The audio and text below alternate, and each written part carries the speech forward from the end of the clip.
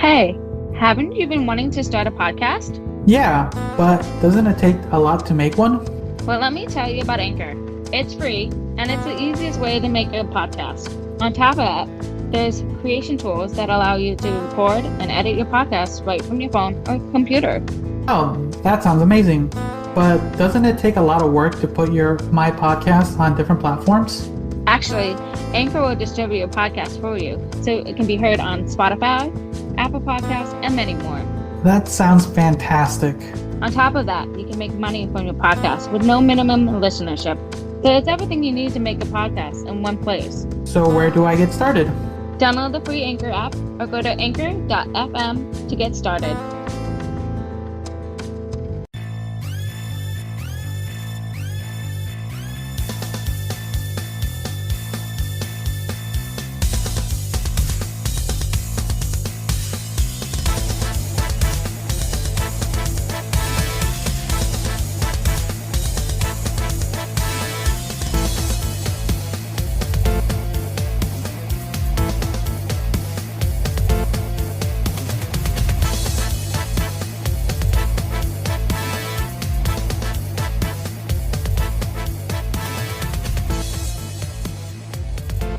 And welcome back to another episode of the Convoluted podcast. It's your host, Jesus, aka Tyrant Dominus, and I'm here with Liz. Hey! And if it's your first time listening, you're always welcome to subscribe or follow. It's free, and you can always unsubscribe or unfollow. And today we have a special guest joining, or actually a returning guest, a friend of the show, Bill Lazerman. Welcome back. Thanks for having me on, guys. Oh, no problem. Glad to have you on. It's a pleasure. It's a pleasure. If you don't know Bill, he is one half of A Hint of Fiction. Definitely go check that out. It's a very interesting show where it actually, for me personally, it's very entertaining when I'm working because it's like a game. Actually, can you explain a little bit, Bill? Yeah, absolutely. So every episode, we tell 3 stories. 2 of them are true, and 1 is false. So you have to go through the course of the episode to figure out which ones are real and which ones are fake. And then, of course, we reveal at the end of the episode. So won't leave you hanging on that. So he actually does proper work for a show, unlike us. There's a bit of research that has to go into the show for sure. But yeah, I honestly go check him out. So besides that, it's for at least for you and me, me and Bill are currently working on something separately, but we have been in talks. But overall, how have you been, Bill, since you've been on the show? It's been that was like the before times. I think was the last time we had an official interview. So yeah, it's been kind of up and down for a long time. You know, the show kind of was on hiatus for a bit with the pandemic and just making sure that we could have a balanced work-life structure, which I think was really hard for everybody kind of during these very strange, unusual times. So we finally got the show back and running at the beginning of this year. We now have a consistent working schedule, and we actually have some really cool stuff coming down the pipeline. If I could talk about that for a few minutes. For it. Yeah, go for it. So we actually just set up our YouTube channel, and so we're going to be posting kind of regularly episodes and maybe some Fun Fact Friday things where they're like small mini stories that can't quite fit in a full episode, but are really interesting kind of ones. I'll give you a spoiler. We have one called John the Skrull from the Marvel Cinematic Universe coming up that I think is really interesting, and you should definitely go check out. And then we also have a Discord channel that we just brought up, so we're going to have a community Discord if you want to come and talk to like-minded people who also enjoy fictional or non-fictional stories, as well as we're doing some prizes, some giveaways, and next month's episode is actually going to be on Disneyland and the history of Disney, some true stories and some fake stories for their 62nd birthday on the 17th will be. So a lot of cool stuff coming up in the Hint of Fiction universe. You guys definitely got to come check that all out. Disney, I'm like, hey, you're bringing up my childhood. I was 8 miles from Disneyland. Oh, really? Yeah, my adult life was growing up in Orange County. I worked at Disneyland. I met my wife at Disneyland. So Disney is really important to like my personal history. And so I really wanted to make sure that this next episode is like really big and has a lot of really interesting information that like maybe people who have like spent a lot of time at the parks didn't necessarily have that full knowledge of the history of the park and stuff. So it's gonna be very cool. It's gonna be very exciting. Sounds exciting. True. All right, so everyone go check that out. I'll have all his links down below, for sure. And we almost forget. We always forget this, Liz. Bill reminded me by mentioning it. Don't forget, we're doing our 5-year giveaway. I almost forgot about that. Almost forgot. At least you remember it at least the 5 minutes into the episode and not at the end like we have been. Our bonus episode listeners have been getting the early ones. They already signed up at this point. But yes, thank you, Bill, for reminding us. Our 5-year anniversary is coming up. Go ahead. There's going to be a link for the giveaway down below. There's going to be 5 second place winners and one grand prize winner. Go ahead and check that out. Just fill out, and we're going to do a raffle. And I think we're going to be doing a live stream for those tie-dye tees, or signed tie-dye tees. But yeah, link down below for our 5-year anniversary giveaway. Thank you, Bill, for reminding about giveaways. What I do. But yeah, it sounds like you've been, for the most part, it's been up and downs. I think that's how it's been for a lot of people that I've been staying in contact, who have been, like, the podcast overall for me specifically has got me in contact with a lot of individuals, and those I've stayed in contact with has been up and down. And right now, I think, depending on where you are in this situation at the moment, it's a lot of lows for a lot of people with the economy at the moment, and it's bonkers that we're at this point. And I know everyone listening, we've done stories of the price hikes of gas, the crazy shrinkflation of foods, the destructions of all the warehouses of, like, food production plants. It feels like it's the end of the world at this point. Yeah, right. I was just having that conversation with my wife last night. It was like, I can't get my normal things done when I'm concerned about, like, the world ending and where my food supply is going to come from in 2 weeks. So yeah, I think it's very much on everyone's kind of the back of their mind for a lot of people. Yeah, it's really crazy how times are going. Like, food, diapers, and formula, and everything. It's just like chaotic. It's not like anything consistent. So, did you actually, talking about the baby formula? Oh my God, do I still have that article? Oh, so we had that shortage, right, for a little bit, and then I heard it's still going on. I don't know if it's going on again. It's going on again because of the flooding down in, I think, Montana or Minnesota. I gotta look it up really quick. Look it up. But apparently there was a flooding down. I want to be correct on this one, so give me a moment. Where is it? It's an M state. It's an M state. I'll be wrong. Montana. Minnesota, Montana. Montana. So it's a whole story here. Here, I'll put it in the chat. Montana. I'll put it in the chat. Could be Maryland. Okay. Not in that group of clusterfuck. So at the moment, Montana's having like historic flooding at the moment, and one of the main baby formula plants had to shut down again because of the flooding in the area, and it won't be running back up for like 4 to 6 weeks. So the shortage still continues.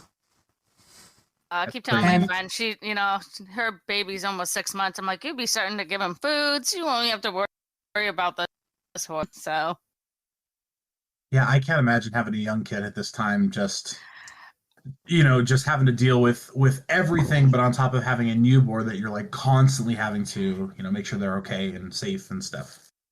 So yeah, it's true. So though. like, what's interesting on top of talking about the shortage is in Montana right now, the governor is apparently missing, and what I'm missing is like he was on vacation for the last week, and they were trying to get a hold of him, and they recently put out a statement from him that he was going to come back eventually. Eventually, I'm just taking a long vacation. Screw this government. Yeah.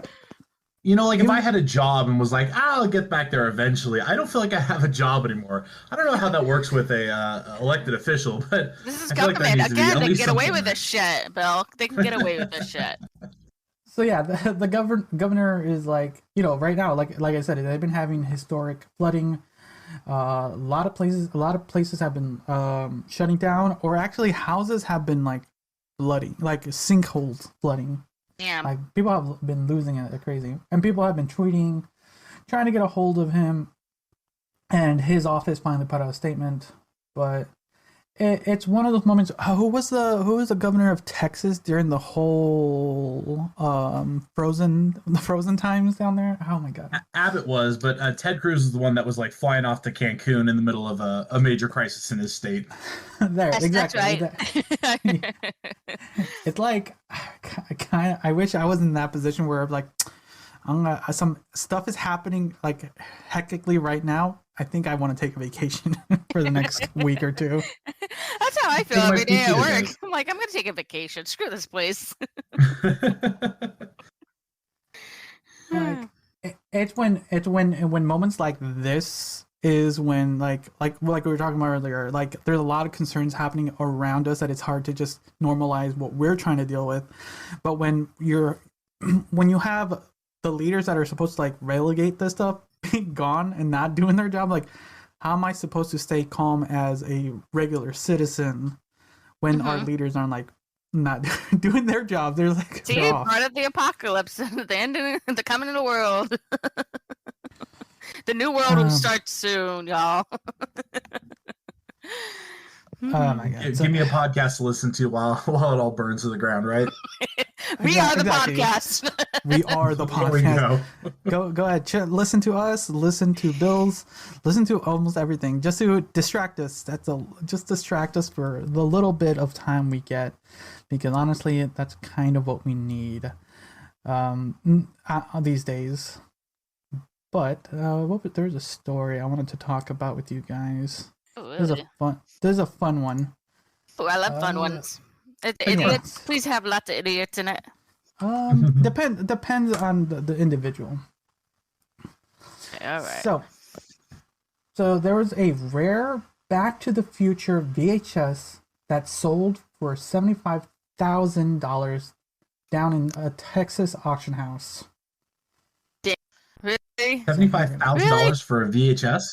Yes. So I'll read the article here. A digital copy of So a digital copy of Back to the Future will set you back about $15 on iTunes. Real BTTF nerds might spring for a complete trilogy in the limited edition steelbook form, now $70 on Amazon. But if you really, really want to prove your bona fide, you need to own it on VHS. Do I? Actually, I might have a copy on VHS somewhere. Oh, now you be selling. Now you can make paying off your debts. That'll be nice. I gotta pay off all my medical stuff. Okay, for which the market has likely ballooned now that a copy was sold by Texas Heritage Auction for $75,000.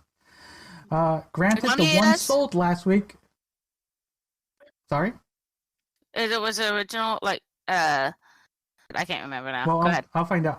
I'll see. Let's see here. Granted that the one sold last week is far from the normal VHS.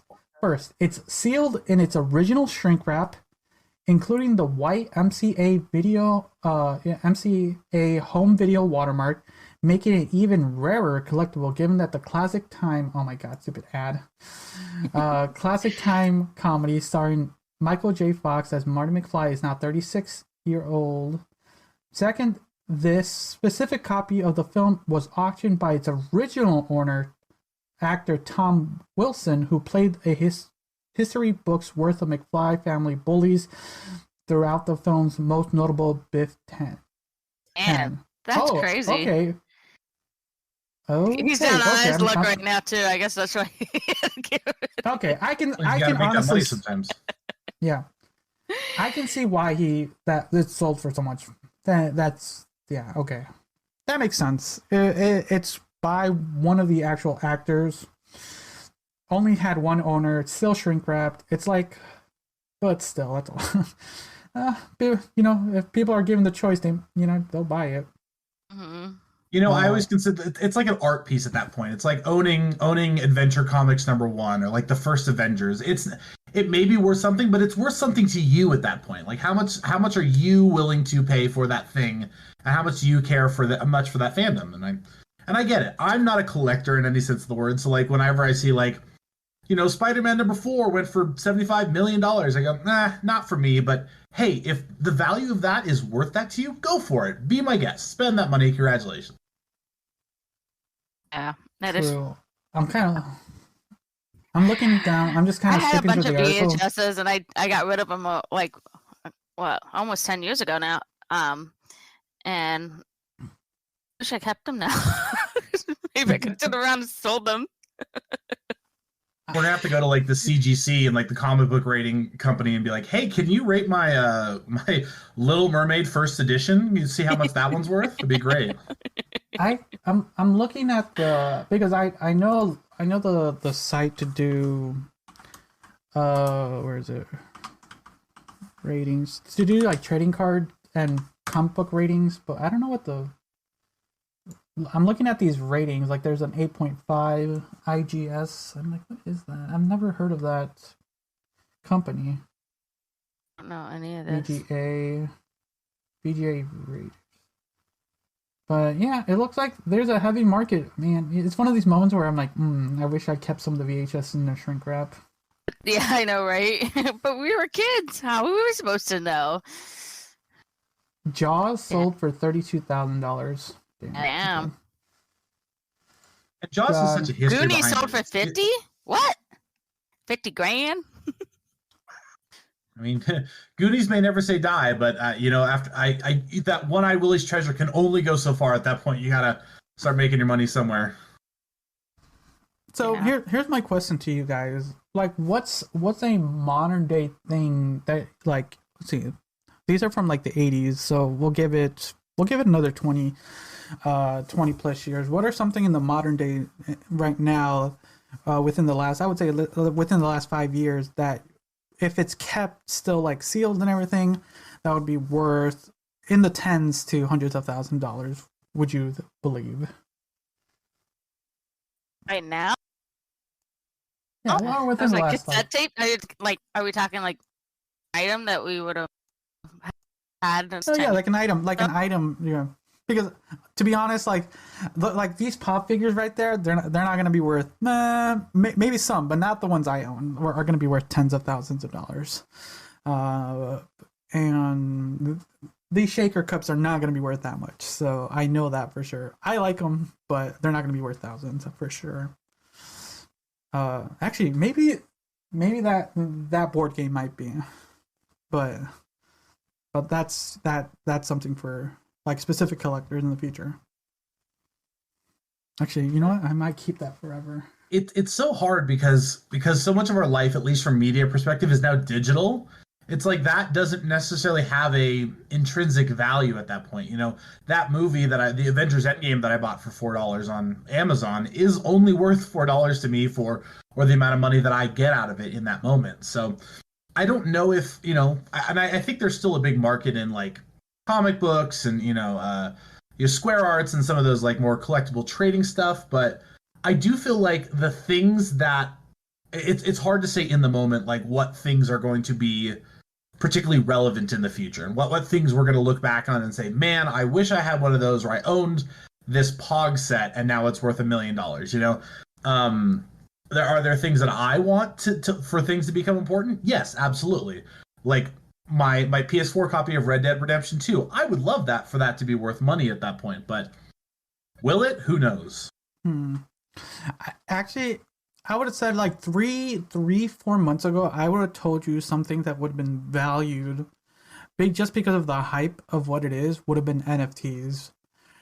But since the market has crashed in the last like 2 weeks, it's been interesting to see just the explosion on the internet and just how that market has done, because I think during most of 2020 and 2021, for sure 2021, it was like everyone was just talking NFTs. I remember when we first started talking about it early on. Yeah, the ridiculousness of it. It was an interesting concept for like an artist to hold a right to their digital art, and then it turned into a circus fest of different like apes and fishes and whatever to go for thousands and thousands, almost millions of dollars. Ridiculous. To the point where now it's like they're not worth nothing. Like I would have said, like I said, like 3-4 months ago, I would have said NFTs would have been something digitally people would hold on to, but at this point, with the market crashing so hard, no. I'm glad I stayed away from it. I was about to jump into that bandwagon, but lucky for me, I did not. Do you think there's a direct correlation between crypto failing right now and then the NFT market also failing? Yes, or do you think like NFT failed first and then the crypto kind of started to die out as well? No, it's just because it's both correlated together. It's because it uses somewhat of the same blockchain technology. That's why it's hurting so bad. It just and there's been just such a, what's the best way to explain it? There's just been a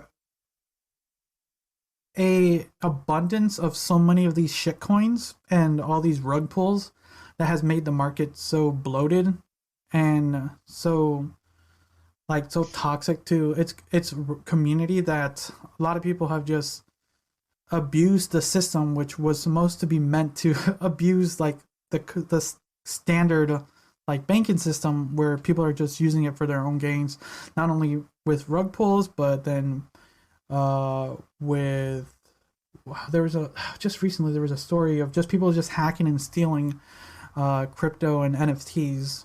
I think there was an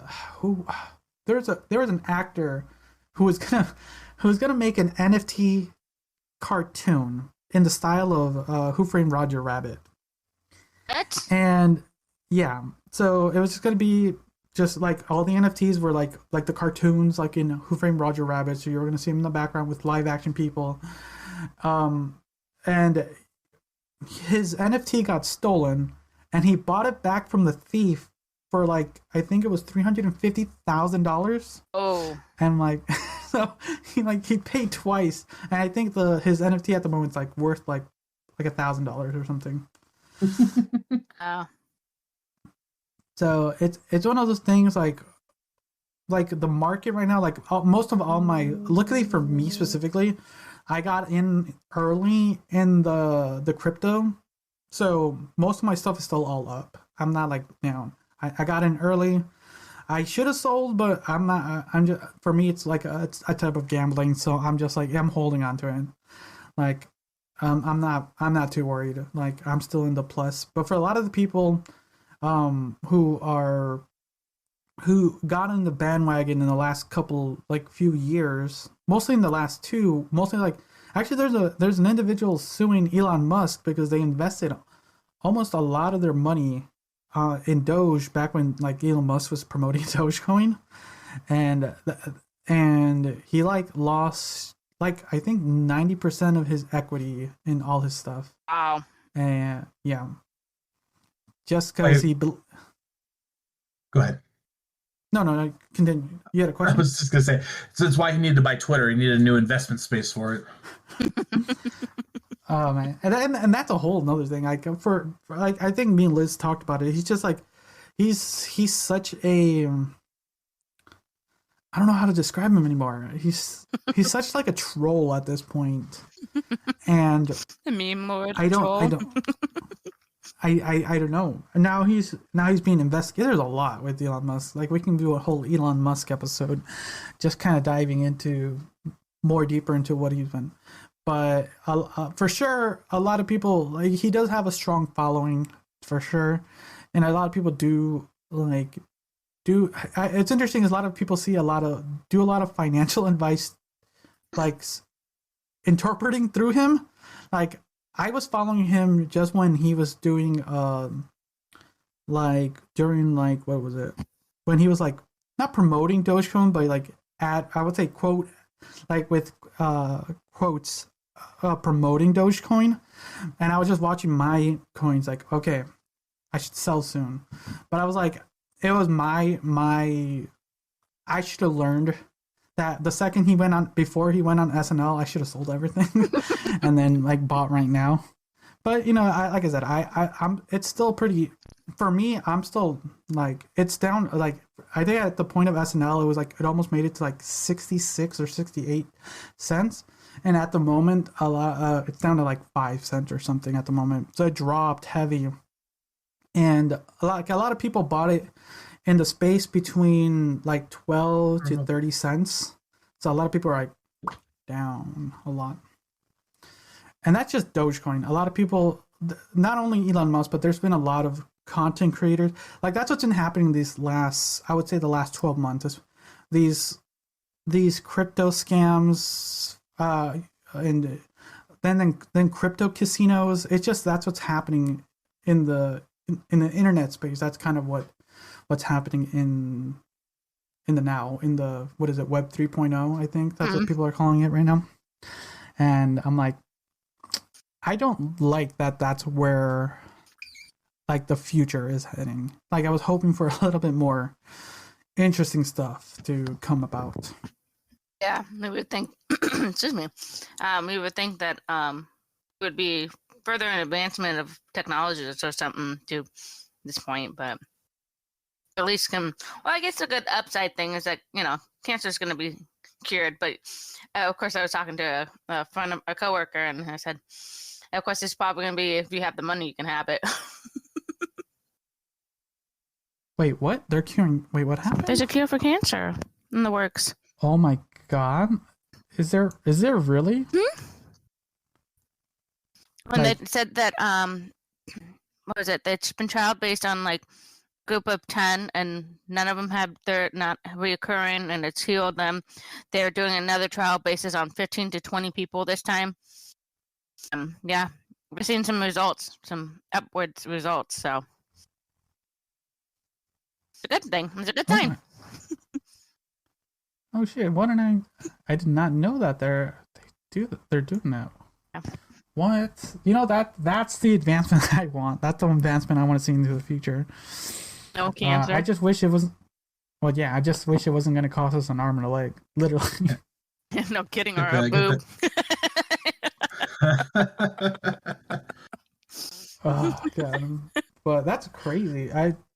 What do you have anything?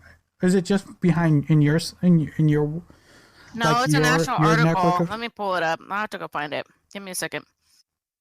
Okay, because honestly, that is something like everyone's. It's one of those would you rather's. Like, would you cure cancer or world peace? One of those things, and it's like it's one of those things where when you talk about it, it's like you want it to be real, but like you feel it's never gonna happen.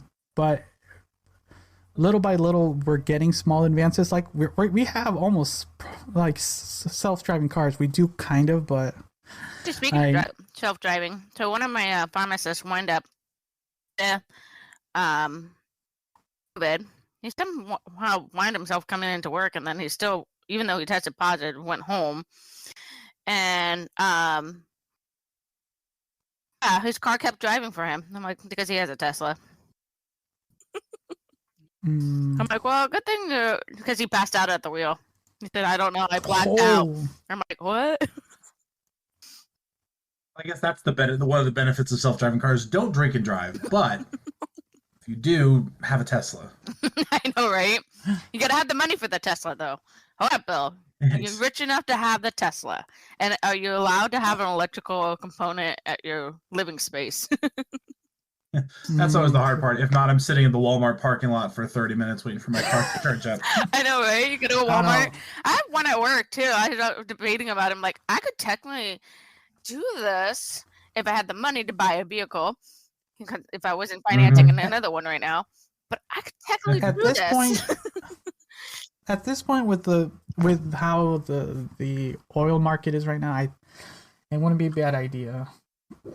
Well, I kind of one up you guys and just got an electric bike, so.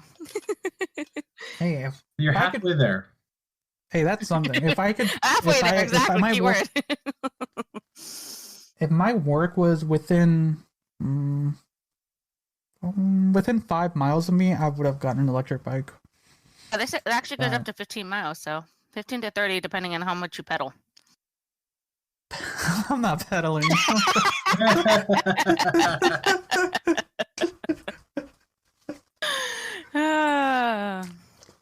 Okay, let's see where the future is taking us with medical science here. There are encouraging clinical drug trials, and there is unpredicted news earlier this month about the new experimental immune therapy drug that had 100% cure rate. Ooh, those are some spicy words. 100% cure rate. Rectal cancer, which is cool. That's awesome. You still need an ass, even though you want to be an ass. Let's see here. The study was a small one, just 14 people, but as Dr. Natalia Azir said on Today, that's 100% of patients. We never ever said about cancer treatment. Wait, we never ever say that about cancer treatment. That's nice to hear. The study was conducted at Memorial Sloan Kettering Cancer Center in New York City. Let's see. I'm trying to see what anything impertinent. Patients all had stage 2 or 3 rectal. Wait, what is it? Carcinoma. That means that their cancer had spread to their lymph nodes, but their tumors had not metastasized. Damn you, medical stuff! You're making me learn words. That's okay. I took it for you. Thank you. That's why you're here. You're my medical sign. Wait, why aren't you reading this? You're the medical person in this. Okay, I will read it. We're very real. The damn thing blipped. So it jumped. Where is it at? In addition, to all the patients had a rare specific mutation of the cancer called mismatch repair deficiency, or MMRD.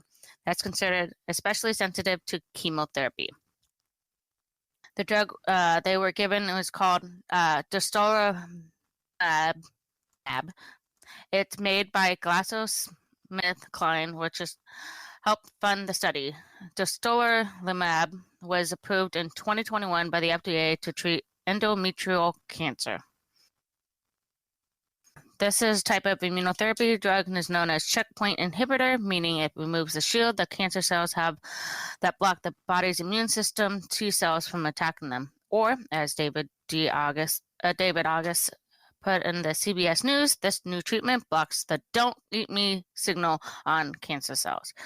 Patients in the study received the drug, which costs $11,000 per dose every 3 weeks for 6 months, 9 rounds. There you go. That's what I was talking about. $11,000 a dose. My God. Expensive. You gotta have the money. So, or insurance to cover. God, one of the two. Man, talking about insurance. Yeah, I don't know if a lot of insurance companies are going to cover that type of stuff. I'm in a hospital, so I might be okay. Yeah, you are. You have that exclusive in-house stuff. While we peasants have to like scrounge. Let's see. So it's a lot. Well, let's just estimate. So it's 10,000. It's 11,000 per dose every 3 weeks for 6 months. 9 rounds. That's 9 rounds. $90,000. That's That's 100,000. Yeah, true. It's $100,000. What was that? There was a joke. Who was that? Was it a sports guy? I think it was a basketball player who had AIDS, and the way they cured him is just because he was rich. There was Magic a joke Johnson. about that. Yeah. Magic Johnson. If I can elaborate on the joke, I think it was a South Park reference, and he just had to eat money, if I'm not mistaken. I think he had a blended and everything. That's right. Yes. This is basically that. It's just like you have 100,000, we can cure you of cancer. Like, it's just that's like, yeah. You get into the idea of like, I'm a sci-fi guy, so you think about like nanotechnology and like repairing cells like at a molecular level, and like that's not going to be for me. I'm not going to be the person that's going to be able to get that. It's going to be for the billionaires who are living on Mars that are going to have the nanotech. So, it's unfortunate that we're in a place now that where money is going to dictate the level and quality of life you're going to have. We're going to have an Elysium style people living in space and being super happy and living in paradise, and then the rest of us down here living in a Mad Max style wasteland. Yeah.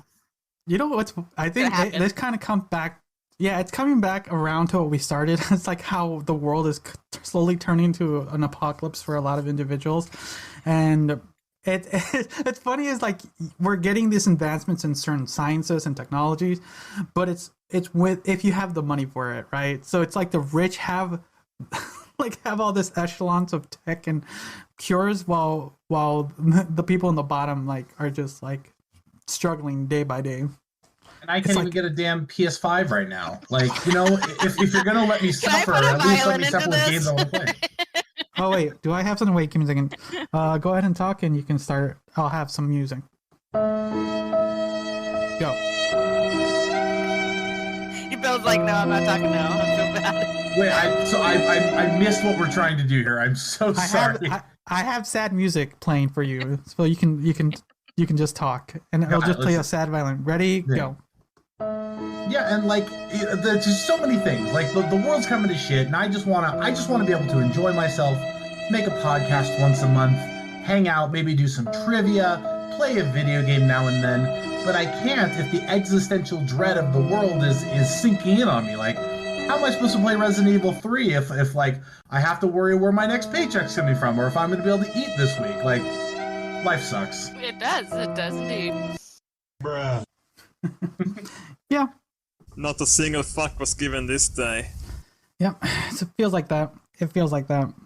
But I think it's true. Like we try to distract ourselves with everyday things for as much as we can. Like this podcast is literally us just trying to distract ourselves for an hour a day and give other people a distraction from all this. But it's sometimes a reminder, those movies are slowly becoming realistic. I know, right?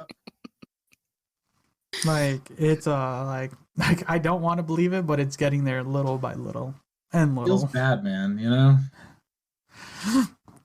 Bruh.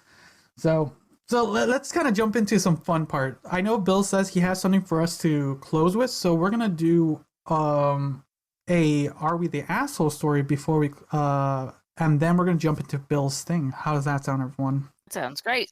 Love it. Okay, let me get my 6-sided dice to see which of these we're gonna be talking about. So a normal dice. A normal dice. Okay. See here, 1, 2, The 3. D&D talk kicks in. You're like, no, it's a D6. It's a D8. Ooh, this one's spicy. It's a little spicy. Long. Spicy. All right, not too long. All right then. All right, cool. Da-da-da. You reading? Am I reading? Who's reading? I'll read it. Okay. Am I the asshole for telling my stepmom that she can use the missing child support payments to fund my part of my dad's gift? Ooh, damn. Okay. So, sorry for the wordy title. My 18 male dad left my mom when I was 6. Not because of my stepmom. 4 years ago, he met and married my stepmom, Ida. Once again, name calling. Just putting out names. I like that. She had 3 kids from a previous marriage that my dad loved to parent instead of me. Whoa. Damn. After they got, I know, they got, instead of me, after they got together, I saw him at best 7 to 8 times every year because they moved 5 hours away. Wow. A year later, he had a change of heart and demanded his 50-50 custody, which made me miserable. He built a room for me at his new house, tried to fill the missing years with new gifts, even planned a big birthday party for my 12th birthday at 13. I stopped going to his place. For me, he wasn't my dad. After he left, mom's brother, who was only 25 at the time, took me in as one of his boys. Wow. Mom and I moved back to my grandparents' place, and my uncle lived next door. He already had a kid, and he was always there for me. He's my father, while my aunt is like my second mother for me, and my cousins is like my brother I have never had. When I stopped going to my bio dad, my mom had to get a second job, so I used to sleep at my uncle's pretty much every day. I didn't understand why until last year when my grandma told me my dad had stopped paying child support out of spite, and my mom didn't have the money to take him to court. Ever since I turned 15, Father's Day is about my uncle for me. My cousin and I made him breakfast and planned a fun day with him with a small gift. Now that I'm 18, my stepmom sent me a Facebook message saying that I'm old enough to give my part for my bio dad's gift this year. His stepkids want to give him a car, and I should put 10%, like about 18 to 2100. I sent her a lol meme and said she could use my missing child support to cover it. She blocked me, and later on, one of her kids sent me an asshole message. Am I the asshole? Okay, Bill, I'll let you out since you're the guest. Your thoughts. Yeah, that's that's hard, but I don't think he's the asshole in this scenario. First of all, that is an excessive amount of money. Like, I don't have, on average, $2,000 just to give up to somebody who I have no stake in at that point. Yeah, and it's these interpersonal relationships are so hard. But the one thing that I'm going to back up on, and one thing I truly believe in, is that in the 21st century, your family is not necessarily your nuclear family. It's kind of who you make it at that point. Exactly, I agree. And so dad wasn't there. Dad wasn't being the father that he needed him to be. The brothers, the mom's brothers stepped up, and I think that really solidifies that, like, you are not my father. You were just a person who was involved in my birth. Donor. Parents come from, yeah, exactly. Parents come from the people who raise you and care about you and are intricate in your lives. And that could be anyone, Sometimes it's grandparents, sometimes it's friends, and sometimes it's your uncle. So I definitely don't think they're the asshole on this.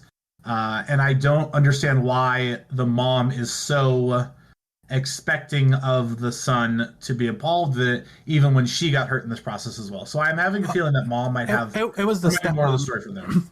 To clarify, it was the stepmom who sent him the Facebook message. Got it. Okay, so that tracks. Yeah, no, I don't think he's the asshole in this scenario. Yeah, I agree. Liz? I agree. He's not the asshole. I mean, granted, I said that he never got the child support, and he probably understand that. No kid ever understands that. Like, my daughter never knew that I had a little bit of child support coming out at one point. No longer there. Asshole. I get it. I mean, like, oh, there was missing child. Like, I could have had a better childhood if my mom didn't have to work 2 jobs. What? And I think that's, yeah, he's not the asshole. It's sad on so many levels that, yeah. They lost a childhood. They lost, another family, and I'm glad that another family stepped up and wasn't really more of a central role, but still sucks for, saying, hey, where was my childhood? I could have had a better childhood, but, he's being an asshole for not, paying for that because I chose to live with my mom and not you. So, get it. It's interesting to... Oh, I was just to say, I think that's really apt because, like, when you're a kid, you don't want money. Money doesn't matter to you. The time you have with those people is what's important, and clearly the dad didn't want to provide that, and at a certain point, stopped providing monetary value. So it's a very different life. Yes, sir. And from the sounds of this, it's like even though he tried to be a father for the most part, we don't there's always more context to these things a little bit, but what we're given here is like he tried to get some level, but it didn't seem like he was properly trying. Like, he was how more do you of a forget how old your child is? Oh, exactly. Like, yeah, for my 12th birthday at 13. I love that sentence. He was throwing me a 12th birthday at 13. He was trying to repeat the Like, past okay. or fix the past. I don't know. But he was, he failed miserably. Like, yeah, at that point, yeah, I don't know where more you could go wrong. And it's one of those things like I see, I don't know why it's so presumptuous of the other family to, like, I understand, like, oh, you're trying to like do a gift for, because Father's Day is coming Yeah. up. As far With as monetary the time of this value. recording, yeah, like, and I understand, like, oh yeah, it's almost Father's Day. All, like, for us, we're gonna be doing something for our father coming up, and we're getting something together. Like, that's normal, but it's one of those things, like, if the father hasn't been there for X amount of time, like my brother-in-law, like, he does a lot of things for my father, surprisingly more than he does for his own dad. It's really interesting dynamic, seeing it from my point of view. I'm like, oh, okay. Your oldest brother, I mean, how much of an interest dynamic on that too? True, my older brother. For anyone listening, I do have an older half brother, and that's another, like, completely different story, which would be a long story, For the but podcast. condensed, I would say a whole episode of a podcast. They don't have I would say, the best of relationship, but they are in good terms, I would say. Like when we meet up, we're family for the most part. Like, there's no, like, negativity that much. So it's like, it's one of those things, like, for sure, like, it's interesting. Like, I've seen how dynamics like this work when there's an external parental figure missing, who have returned, or who your current one or your, like, in-laws become your more of a family, I would say. So I kind of see it both ways. But for the most part, as far as this story is concerned, he's not the asshole. His mom's side of the family seems like they stepped up. The mom's working hard to try to support. I give props to the mom. her That's, son. that mom deserves a vacation. I think, if anything, if he did supposedly have that monetary value rolling around, he should be giving it to his mom. Be like, hey, mom, happy Father's Day. You deserve a vacation. Money, go do some. You were my father for all intents and purposes. Wait. So wait, I'm trying to look. So he stopped paying child support when? Basically, when it was what, 13? I didn't After pay, about 13, sound like, so for 5 years.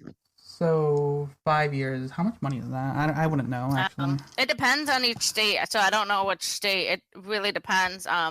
Sometimes it could be anywhere between $1,000 to $2,000 a month, if not higher. So we'll just use the low end. So 12. I'm gonna do about $1,200 a month. A year for 5 years. Why can't I do math? I don't know. It's I early know, in the it's early for morning. you. The phones are full. That's a full salary. It's $60,000. Yeah, that's It's like if you had a two-income household, and raising a child is a lot of money. I feel the debt of that, because I'm the only one supporting my kid. I don't have somebody who pays me child support to take care of my kid. Yes. And I cannot tell you, like, as a parent of myself, I'm so lucky that I do have my partner in my life, and, like, her and I have successfully co-parented for as long as we've been married and as long as we had our son. But I cannot imagine doing this alone. Like, it changes your whole perspective, and I'm sure you understand, like, once you become a parent, the paradigm shifts completely. Exactly. And, like, having to do this alone would make that 100 times harder. So props to you, man. Like, thanks. For all the singles mothers out there, especially for you, I major props, because I couldn't do it. I know but this story gives value to my insight, and I think it kind of gives you insight too, Bill, and that you can see, oh, this sucks. If I, tomorrow to get divorced, this is what's gonna look like, or what it could become, or I've been. It just and you really have to like. I love my wife, and I Yeah, don't no, think I'm just not divorces in our saying that. future Just anytime saying, soon. but hypothetically, and if But you think about those hypothetical moments of like, what would I do if, God forbid she was in a car accident or something happened, or the divorce did happen. exactly. How do you move on, and how do you survive being one parent, one half of a whole at that point? Trying to do your best to raise a younger person, especially this time yes. with the first half of the conversation. Just comes back in circles in this economy. Vicious. Like being a parent's rough, especially in a recession. I can't imagine. Not quite there. We're almost there. So, I don't know.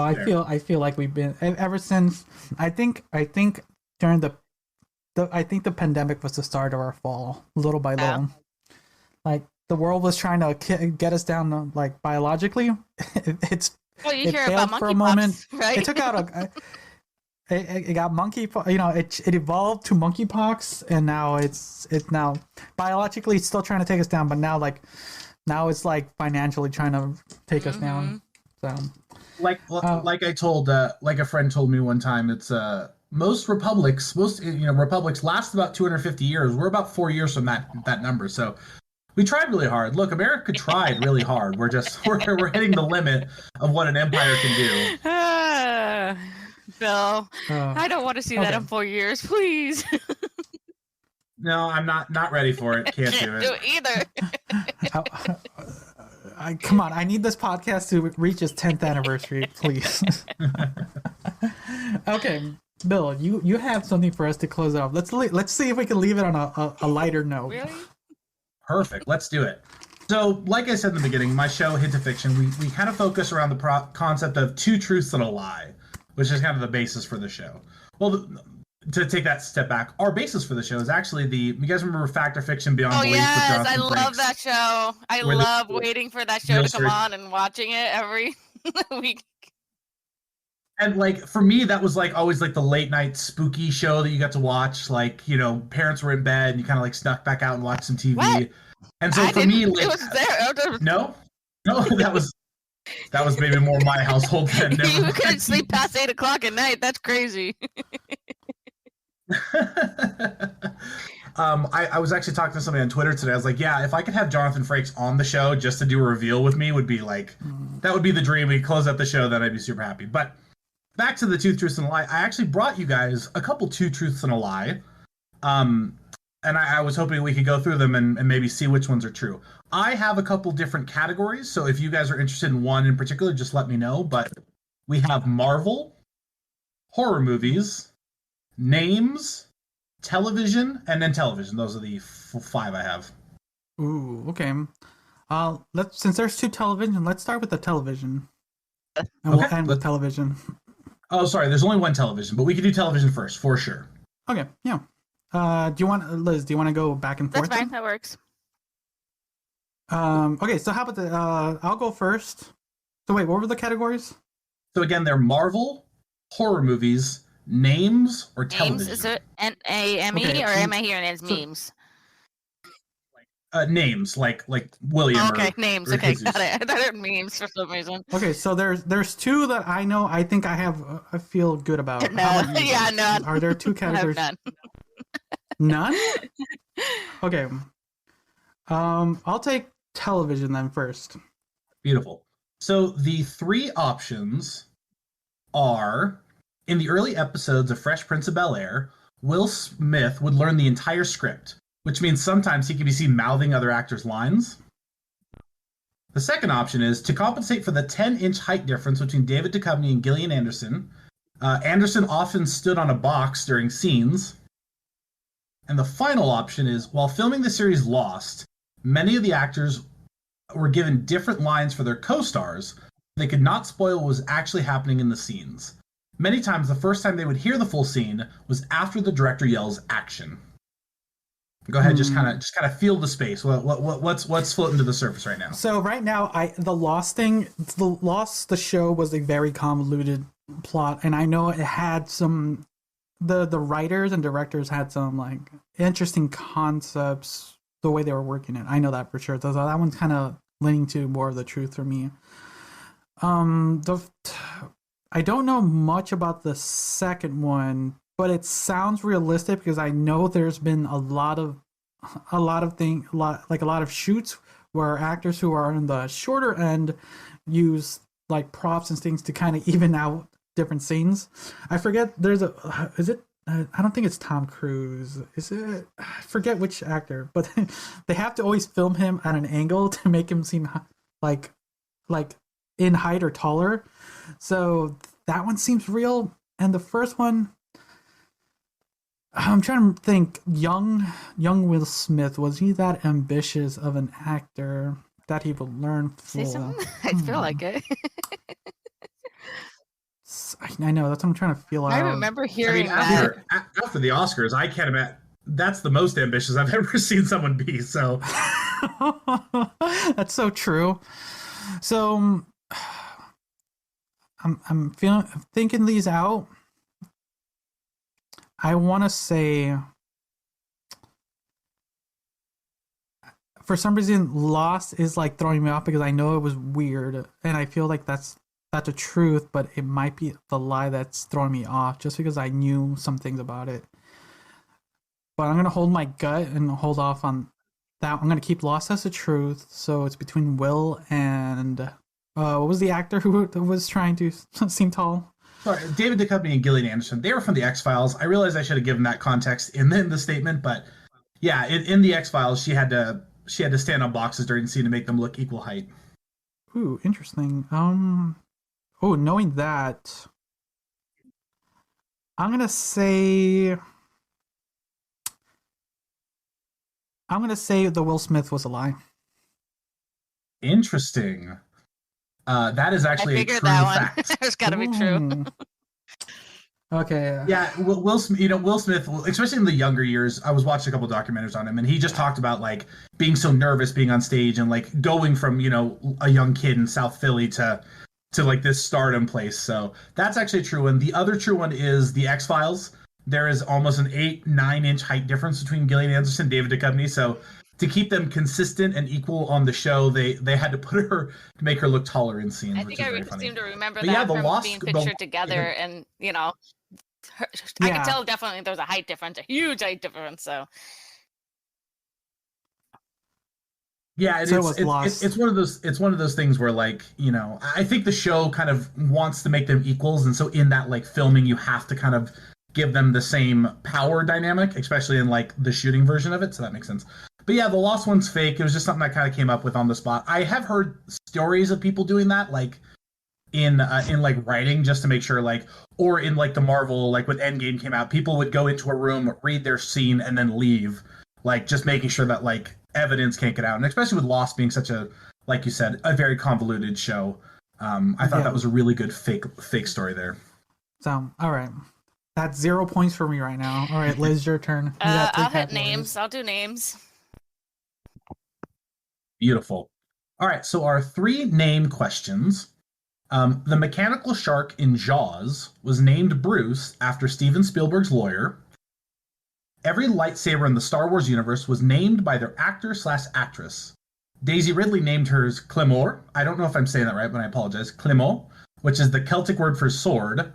Mark Hamill named his green lightsaber All Reliable, and Samuel Jackson's called his Motherfucker. And the last one is Mario was named after the landlord of the building Nintendo was renting when creating Donkey Kong. He scolded them over rent and almost kicked them out of the building, and in an honor they named Jumpman Mario. So give me your feels on this. What's one is floating definitely around right now? I've heard that one, and I feel like that I've read that one multiple times to be true. About Jaws being named Bruce. Second one, I feel like that's almost true too. And then the third one, I feel like that one's the lie. Perfect. So the Mario one is the lie? Yes, it Final is. answer? Oh, fuck. That is actually true.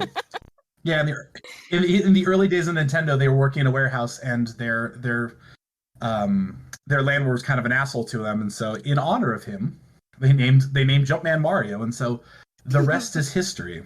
But yeah, the mechanical sharks named Bruce after Steven I do Spielberg's remember seeing lawyer. that and hearing that. Anytime So you go to was Universal an Studios, fact. yeah, and it's funny because they named it that because he rarely ever worked, and it was really expensive to get working. So I always thought that was a little funny.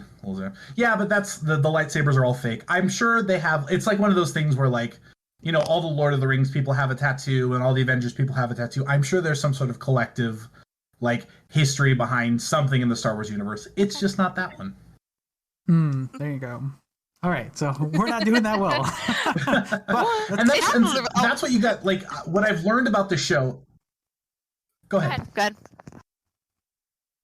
Oh, I was saying what I've learned about the show is you have to get close to the truth without it actually being the truth. So you have to find a nugget of like stuff that you can like work around to get to like this fantastical like story that you have to build out. So that's the hardest part I think of the show is figuring out what the theme of the episode's going to be, and then trying to figure out how you can spin some truth into a lie to make it sound interesting, which is why we do a monthly episode, because it takes a long time to really get that like fine-tuned sometimes.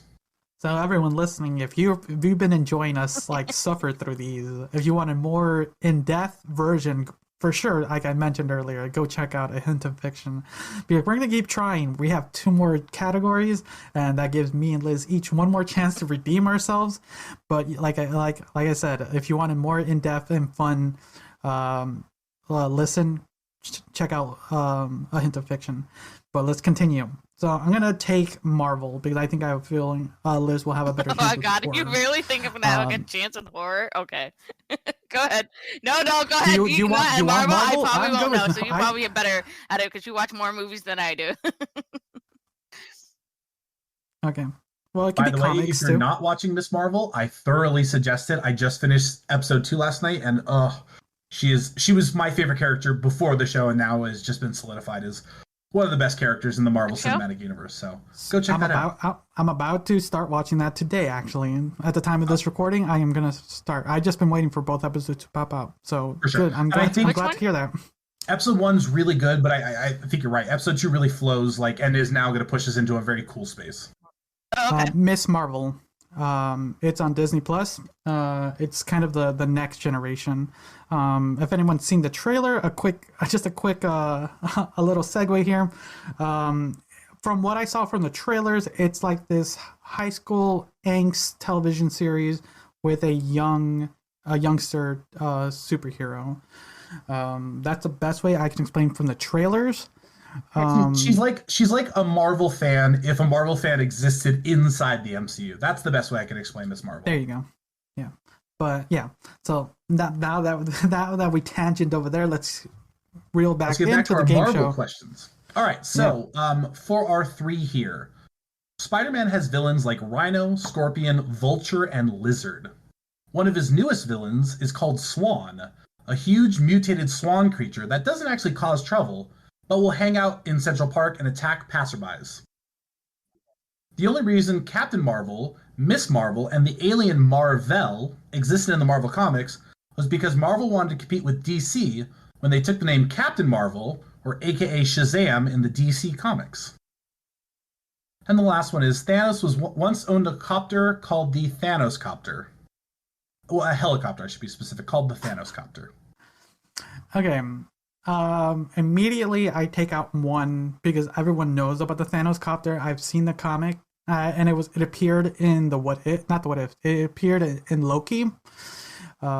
Spoilers there. It actually does show up. The Thanos Copter does show up in Loki. It's just such a fun, deep pull from the comics. It's great. Exactly. And an actual cut too. Did you know that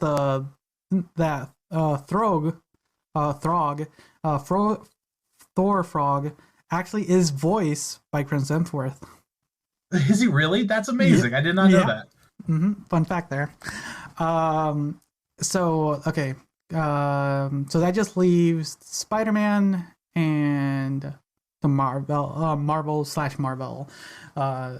So for sure, Spider-Man has a lot of these for sure, he has this rogues gallery of villains for sure, and a lot of them are animal based. Surprisingly, So having a swan is not impossible, but a person who hangs around at a park and just like is very antagonistic to just passerbyers seems like a little bit like that's a. But there's been some weird villains before who just have these like one-offs, and then I know like in the early days when Captain not Captain Marvel, when Shazam was originally Marvel and they lost the rights to that, like Marvel wanted to do something with it, and that's why they made Captain Marvel / Marvel. I'm trying to think. I don't think they specifically made Captain Marvel. Just I think they just needed the rights to the name, the name / title. I'm trying to think here. Like, I want to say Spider-Man, but I know there was a lot of legality with the Marvel thing. And I'm trying to think, was the statement that they specifically were using the name Marvel and made the characters Captain Marvel, Miss Marvel, or forget the other third one, but specifically to hold on to it? Yeah, that's the question or that's the statement in total, that they brought out licenses for those characters because they wanted to make sure that the DC couldn't expand on the Captain Marvel name. I'm gonna go with Spider-Man then. Spider-Man is the fake story in those three. Yeah, there's not a character named Swan.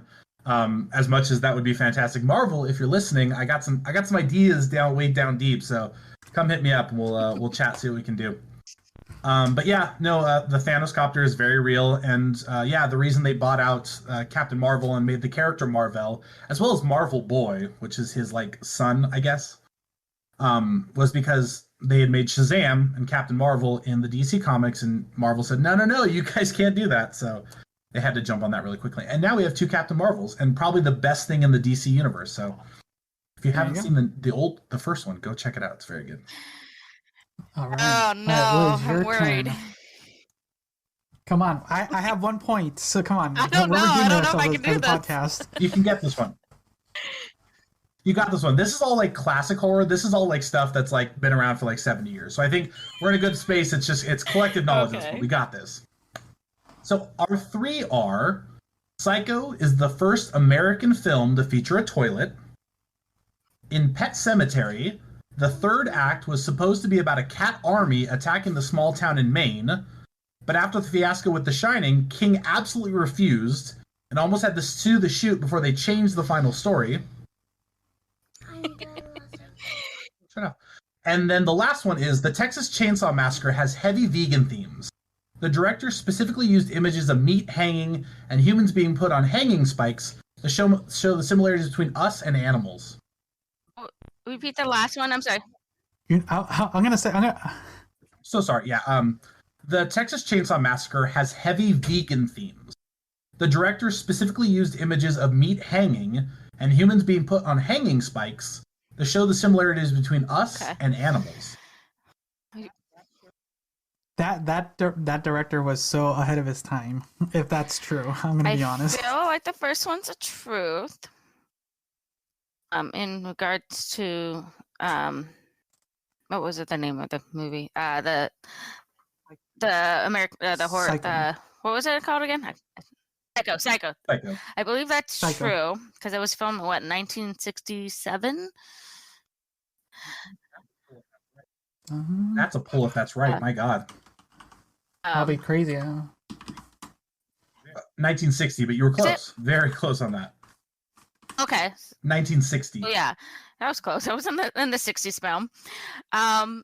Like that one's the truth. A Shining, I want to call that the lie. And third one, true. Final answer. Final answer? Dang, that one's. You also got the fake one on that one. Yes, Pet Cemetery. They did not have an idea for a cat army attacking the town, though that would have been hilarious. Because the one again, another nugget of truth that I like to focus on in fake stories is The Shining did have a lot of problems. Stephen King hated Kubrick's version of The Shining, to the point where he actually had to make a live action version at Estes Park in the Stanley Hotel, where the book is based off of, because he hated the movie version so much with Jack Nicholson and Stanley Kubrick. So again, that's the little nugget of truth in the fake story there. But again, yeah, Psycho was the first American film to feature a toilet, because before 1960s, everybody, like slept in separate beds in television and movies. You didn't talk about pregnancy. You couldn't kiss on screen. Yeah, there's a lot of stuff. Yeah, there's a really interesting picture of a woman standing up with the rules of like the early days of film, what they couldn't show, and then her doing everything. Her being in a nightgown, holding a gun, like smoking a cigarette. There was a bunch of stuff. I always find that picture very interesting. And yeah, wow. The original Texas Chainsaw Massacre is very vegan heavy. The director actually really wanted to show that, like, we're not so different from humans. And if you're disgusted by this, why aren't you disgusted by people slaughtering and eating animal flesh? So it's I've always, when I heard that like years ago at Universal Studios or something, I was like, oh my God, that makes so much sense. And I love that movie even more for it now. Because I was, a Disney fanatic, and we did Universal for a while. So, I believe, I think that's why I remember that. I recalled that and I remember reading upon it in the last few years too. So, I do my fun research too. Yeah, exactly. It's the little piece of information that I think we all collectively have as like we go through life, like just the little things that you kind of you learn unexpectedly, which is one of the best things about the internet and one of the worst things about the internet, because I can learn a bunch of stuff that I never knew before, and then I can also get spoiled on the newest Obi-Wan episode, which I'm trying to avoid right now. It's almost over. It's like, I think it only has 2 more episodes, and you can just watch it. I think that's what I'm waiting for too. Just waiting for the full one. Could collectively watch it all. So, all right. So as me and Liz, as a podcast, we have collectively came back. We failed the first 2, but come back for the second. That's how we do it here. Congratulations. We know stuff, people. We know stuff. We're not literally talking off our ass most of the time. Are we though? But yeah, thank you. But sometimes we're at 50-50 apparently here. But Bill, thank you for like that fun game. That was extremely fun. It was a joy to actually do this with you after always listening to your stuff. Yeah, and that's the goal over the next couple of years. And maybe I'm spoiling a little bit of what the plan is, but I would love to do a live show where people from the audience came up and then gave us 2 truths and a lie, because I've been so much in like the knowing what's fact and what's fantasy, at least from a historical perspective. I want to see how well I can do with like other people's 2 truths and a lies, and so. If you're able to stump the fictioneer, you get a shirt or some cool stuff for the end of if you can stump me. So eventually, if we ever get the live shows, that is definitely on the docket for sure. Live shows. As we're running away from zombies. Just keep it. Like that's how we distract. That's how we distract ourselves from the next chaos. Like, yes, zombies are happening, but enjoy the live show while the end of the world's happening. So, everyone listening, if you want a more, like I said, info-heavy version of what we just did, go check out A Hint of Fiction. I know I've been shouting it out, but Bill, go ahead and shout out anything as we close off this episode. Yeah, absolutely. So, come check out the show. We're hintoffiction.com. You can also check us out on Twitter at hintoffiction. Like I said, we have a lot of things coming up in the next month. We're going to have our Discord channel, been doing that. We'll have our YouTube channel popping up. We're going to do a lot of our backlog episodes and some really cool stuff coming forward, depending on how well production goes. And then we're going to have some really cool prizes. Like, because we're doing a Disneyland episode next month, all the prizes are Disneyland based. So some of them are books about the history of the park and the history of like the Jungle Cruise, one of my favorite rides, as well as some puzzles and some like stickers from A Hint of Fiction. So come in, enter the contest, come check out the Discord channel, come be part of a really cool community of like just people that also enjoy fictional and truthful stories and everything in between. We talk about video games and all that other jazz. So yeah, come check us out, hintofiction.com. And then on our Twitter channel, we're going to have like explanations of everything else I just kind of talked about. So go give us a follow there, and we'll hang out in the Discord chat. And all the links will be down below in the description. So go ahead, make it easy for you guys. And as always, thank you everyone for listening. Don't forget to click our link for our 5-year giveaway, because I seem to always forget about it every time we record a regular episode. Follow us on any of our social medias if you'd like. And thank you. Bill, That was thank awesome. you for joining us today. Oh, it's been an absolute pleasure, guys. Thank you. So, everyone, thanks again for listening. Until next time, see ya. Bye.